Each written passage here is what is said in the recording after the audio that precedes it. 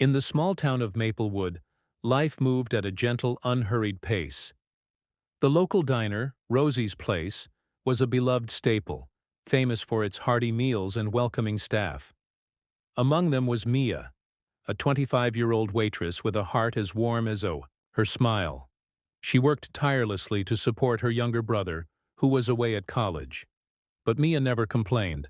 She truly loved her job, especially the bonds she'd formed with her regulars.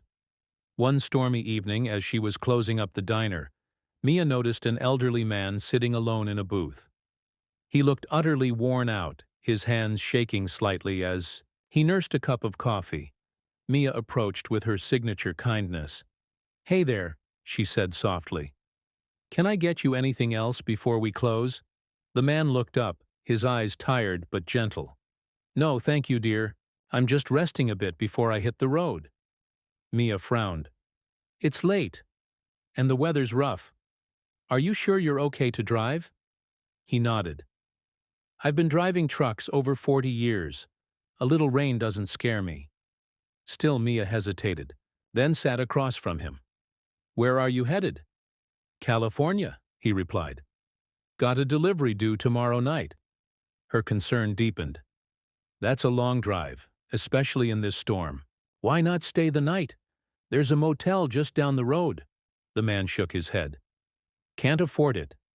I'll be fine." Mia's heart ached. She knew what it meant to struggle, and she couldn't let him drive in such dangerous conditions. "Tell you what?" she said, standing. "I'll drive you to the motel and cover the room. My treat." His eyes widened. "I can't let you do that," Mia smiled. "You're not letting me. I'm insisting." She helped the man, who introduced himself as Frank, into her car, drove him to the nearby motel, paid for his room, and even got him a warm meal from the vending machine. Frank was overwhelmed with gratitude. "You're an angel," he said, voice trembling. "I don't know how to thank you." Mia gently patted his shoulder. "Just get some rest, okay? You can hit the road in the morning." Driving home, Mia felt fulfilled. She didn't have much, but she'd made a difference. That was enough. The next morning, Mia was back at the diner, serving breakfast to the usual crowd. The storm had passed, and sunlight poured through the windows. As she topped off a customer's coffee, a loud rumble echoed from outside. Curious, Mia stepped out and gasped. The street was filled with trucks, hundreds of them, lined up as far as the eye could see. Each one bore the logo of a major shipping company. Drivers climbed out, their faces determined and proud. Mia's heart pounded as she saw Frank walking toward her, smiling. Behind him was a tall, well-dressed man in a suit. "Mia," Frank said, his voice thick with emotion. "I want you to meet my son, Daniel Carter. He's the CEO of Carter Shipping." Mia blinked. Your son?" Daniel stepped forward, extending his hand. "It's a pleasure to meet you, Mia. My father told me what you did last night. You saved his life." Mia shook his hand, still reeling. I just did what anyone would have." Daniel shook his head. "Not anyone. You went above and beyond, and I want to thank you properly." He gestured toward the trucks. "This is just part of our fleet.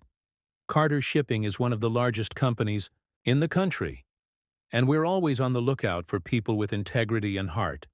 I'd like to offer you a job." Mia was stunned. "A job? But I'm just a waitress." Daniel smiled. "You're much more than that. You care, and that's the kind of person we need. I'm offering you a position as a logistics coordinator. Steady income, benefits, room to grow."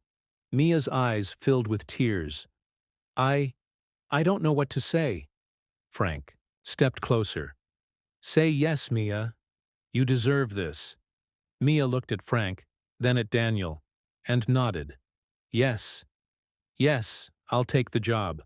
The following week, Mia started her new role at Carter Shipping.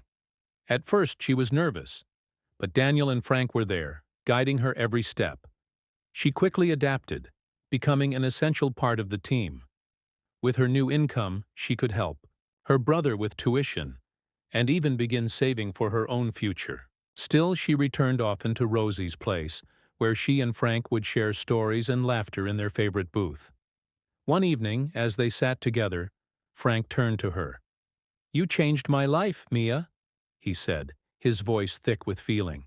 "Not just by helping me that night, but by showing me what true kindness really looks like." Mia smiled. "You changed mine too, Frank. I'll never forget what you and Daniel have done for me." Months later, Daniel invited Mia to the company's annual gala, a glamorous event filled with influential industry leaders. At first, she felt out of place, but Daniel made sure she felt at home. That night, Daniel stepped onto the stage for a speech.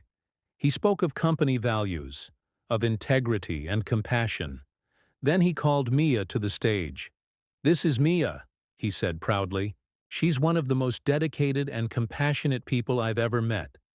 She saved my father's life, and she's been an inspiration to all of us at Carter Shipping. Mia, thank you for everything."